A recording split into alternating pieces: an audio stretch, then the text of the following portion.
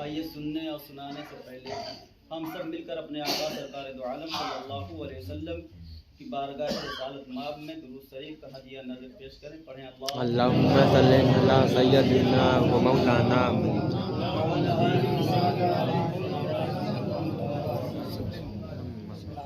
فاذکرونی اذکرکم واشکروا لی ولا تکفرون. اس کا ترجمہ سیدھا سادہ ہے، تم میرا ذکر کرو میں تمہارا ذکر کروں گا، میرا شکر کرو اور ناشکری نہ کرو. جیسا کہ قرآن مجید میں اللہ تعالیٰ ارشاد فرماتا ہے فاذکرونی، تم میرا ذکر کرو، اذکرکم میں تمہارا ذکر کروں گا.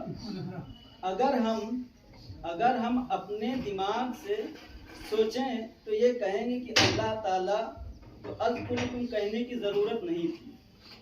اگر ہم اپنے دماغ سے سوچیں کہ اللہ تعالیٰ کو اذکرکم کہنے کی ضرورت نہیں تھی، کیونکہ رب کریم نے پہلے ہی ہم سب کو اتنا عطا کر دیا ہے کہ اس کی نعمت کا ہم شکر ادا نہیں کر سکتے. بس اللہ تعالیٰ یہ کہہ دیتا کافی تھا، فاذکرونی تم میرا ذکر کیا کرو، میں تم کو اتنا سب پہلے سے دے دیا ہوں. لیکن نہیں، اللہ تعالیٰ کا کرم دیکھو، اس کی مہربانی دیکھو، بندوں سے محبت کتنا کرتا ہے. دیکھو اللہ تعالیٰ نے کیا فرمایا، فاذکرونی تم مجھے یاد کرو، میرا ذکر کرو، اذکرکم میں تم کو یاد کروں گا، تمہارا ذکر کروں گا. یہی تک نہیں، اور آگے بڑھیے، اللہ تعالیٰ کا انعام دیکھیں، اس کی لطف و عنایت کا کرم دیکھیں کہ بندہ جب اللہ تعالیٰ کا ذکر کرتا ہے، رب کو یاد کرتا ہے، تو بندہ کا ذکر کرنا بھی اللہ کی توفیق سے، اس کی عنایت سے ہوتی ہے. گویا کہ اللہ بندے کو 2 مرتبہ یاد کرتا ہے. جیسے کہ ہم لوگ ایک بار اللہ کو یاد کیے تو اللہ تعالیٰ ہم لوگوں کو 2 بار یاد کرتا ہے. ایک تو یہ یاد کرتا ہے کہ پہلے وہ یاد کرنے کی توفیق دیتا ہے ہم کو، تب جا کے ہم یاد کرتے ہیں. گویا کہ بندے کو 2 مرتبہ یاد کرنے کا ذکر کرتا ہے. پہلا اس طرح کہ بندے کو توفیق ذکر دیتا ہے، اس بندے کے دل میں ذکر کا عنوان ڈالتا ہے، اس کی زبان کو توفیق دیتا ہے اپنے ذکر اپنے یاد کی، تب جا کر بندہ کہیں اللہ تبارک و تعالیٰ کا ذکر کرتا ہے.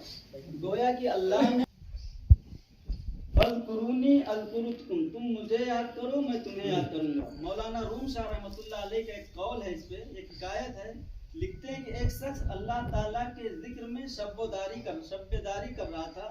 شیطان آیا اور اس کے دل میں وسوسہ ڈالا اور کہا، اے بندے خاموش ہو جا، تیرے ذکر سے کیا فائدہ، تو اللہ کو یاد کر رہا ہے، اس کا ذکر کر رہا ہے اور اللہ کی طرف سے کوئی جواب نہیں آ رہا ہے.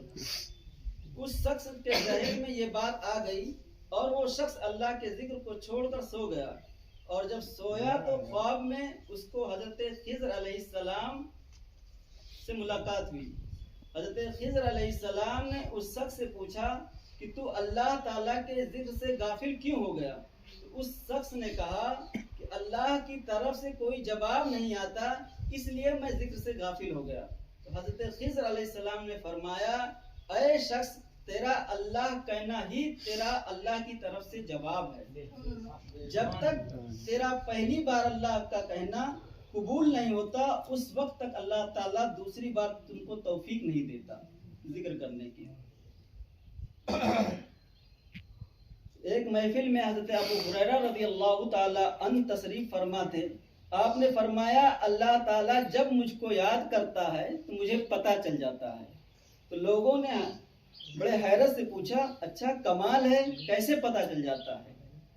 حضرت ابو ہریرہ رضی اللہ تعالی عنہ نے کہا، آپ کو بھی یہ پتہ چل سکتا ہے جب اللہ آپ کو یاد کر رہا ہوگا. لوگ بڑی حیرانی سے پوچھا، کیسے پتہ چلے گا؟ آپ نے فرمایا، قرآن مجید کا فرمان ہے، فاذکرونی اذکرکم تم مجھے یاد کرو میں تمہیں یاد کروں گا. لہٰذا جب تم اللہ کا ذکر شروع کر دو گے تب سمجھ جاؤ کہ اللہ تمہیں یاد کر رہا ہے. قرآن مجید کا وعدہ ہے اور اللہ تعالیٰ کا وعدہ جھوٹا نہیں ہوتا ہے. بخاری شریف کی حدیث ہے، من ذکر فی قلب من ذکر فی قلب، جو مجھے دل میں یاد کرتا ہے، ذکرہ فی قلب، میں بھی اس کو دل میں یاد کرتا ہوں. پھر دوسری جگہ وما ذکر فی ملئ، جو مجھے محفل میں یاد کرتا ہے، ذکرہ فی ملئ خیر منہ، میں اس کو اس کی محفل سے بہتر محفل میں یاد کرتا ہوں، بلکہ اس سے بہتر محفل یعنی فرشتوں کی محفل میں یاد کرتا ہوں. یعنی بندے نے اللہ کا ذکر انسانوں کی محفل میں کیا تو اللہ تعالیٰ نے اس کا ذکر جو ہے فرشتوں میں کرتا ہے، اور فرشتوں سے کہتا ہے دیکھو یہ بندہ میرا ذکر کر رہا ہے، مجھے یاد کر رہا ہے، لا الہ الا اللہ کی ضربیں لگا رہا ہے. تو یہ بندہ انسانوں میں یاد کر رہا ہے، اور میں اس کو ایک ایسی مخلوق میں یاد کر رہا ہوں جو سب سے زیادہ پاکیزہ اور مصفہ ہے، یعنی فرشتوں کی محفل میں. فاذکرونی اذکرکم،